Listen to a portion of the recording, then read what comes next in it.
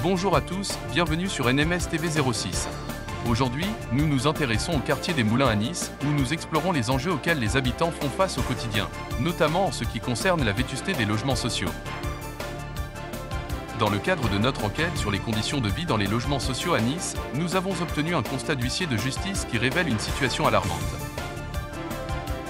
Le rapport détaille un état de dégradation avancé du logement. La salle de bain est particulièrement touchée, avec des auréoles couvrant le plafond et une bonne partie des murs. La cuisine et la salle de bain sont jugées inexploitables et l'ensemble du logement est déclaré insalubre.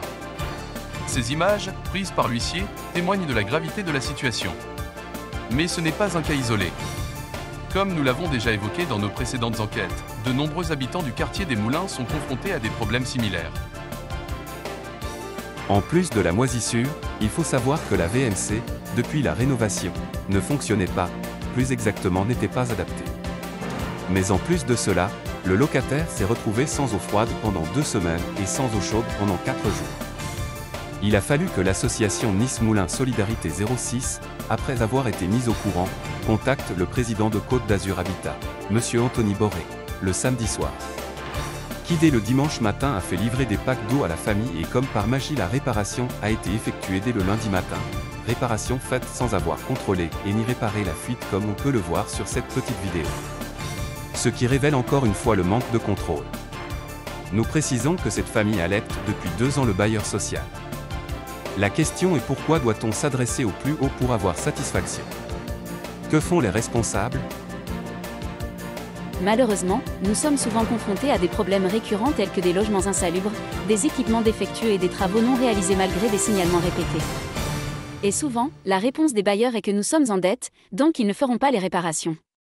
De plus, les délais de réparation sont souvent longs, et il arrive que certains prestataires facturent sans avoir rien fait. Il est également important de noter que le contrôle des réparations est un enjeu majeur. En effet, il est essentiel de vérifier que les travaux ont bien été réalisés comme prévu. Par ailleurs, il a été signalé que certains prestataires rejettent la faute sur les bailleurs en affirmant que ces derniers ne signent pas les bons de commande, ce qui retarde les réparations. Les bailleurs ont réfuté ces allégations. Pourtant, comme le rappelle M. Noureddine Debari, président de Nice Moulins Solidarité 06, la loi est claire, même en cas de retard de loyer, les propriétaires ont l'obligation de maintenir leur propriété en bon état de réparation. En France, la loi impose aux propriétaires de maintenir leur propriété en bon état de réparation et de fournir des logements décents pour leurs locataires. Cela signifie que même si votre locataire est en retard dans le paiement du loyer, vous devez toujours effectuer les réparations nécessaires pour assurer un logement adéquat. L'article 6A1 de la loi numéro 89 à 462 du 6 juillet 1989 est clair à ce sujet. Il stipule que les propriétaires ont l'obligation légale d'effectuer toutes les réparations autres que celles qui relèvent de la responsabilité du locataire. Refuser de faire ces travaux en représailles pourrait entraîner des problèmes juridiques sérieux pour les propriétaires. Ces manquements ont pour conséquence une dégradation plus rapide du patrimoine locatif, qui est déjà vieillissant. Il est donc essentiel de trouver des solutions pour améliorer cette situation. De là s'ajoute l'invasion de punaises de lit, des rats et le retour des blattes. Dans les habits, sur les tissus, dans le lit, ils en retrouvent partout. Les habitants du quartier des Moulins sont envahis par les punaises de lit. Plusieurs immeubles sont infectés et certains occupants présentent de nombreuses piqûres dont ils n'arrivent pas à se débarrasser et cela dure parfois depuis plusieurs années. Un sujet d'Élodie Radnac. Ces marques rouges vives sont la conséquence des piqûres. Ces insectes de quelques millimètres font vivre un enfer aux familles des Moulins. En attendant un traitement général des immeubles, l'association du quartier agit directement chez les particuliers. Mon logement est infesté de punaises de lit, j'ai malheureusement dû jeter tout l'équipement. J'ai effectué plusieurs traitements mais en vain, les punaises sortent des murs, je n'ai plus aucune solution. S'ajoute à ça l'invasion de cafards dans l'immeuble. Nous tenons à préciser que M. Anthony Boré, premier adjoint de la ville de Nice et président de Côte d'Azur Habitat, tente d'améliorer le quotidien des locataires, mais cela est une tâche difficile. En effet, malgré les directives qu'il donne, il n'y a pas toujours le résultat espéré. Comme par exemple la désinfection des punaises de lit, où nous pouvons voir avec ce témoignage, les différents griefs que les témoins et votre reportage ont montrés. Nous les avons réunis rien qu'avec ce dossier. Plus de 2 ans de combat, En juillet 2022, M. Anthony Boré avait ordonné la désinfection et nous aurons seulement le 13 et 14 juin 2023 une détection canine, qui on l'espère finira par la désinfection de l'immeuble. Mais nous tenons également à souligner que plusieurs immeubles sont touchés par ce cauchemar pour les locataires, dont le bâtiment 41 par exemple.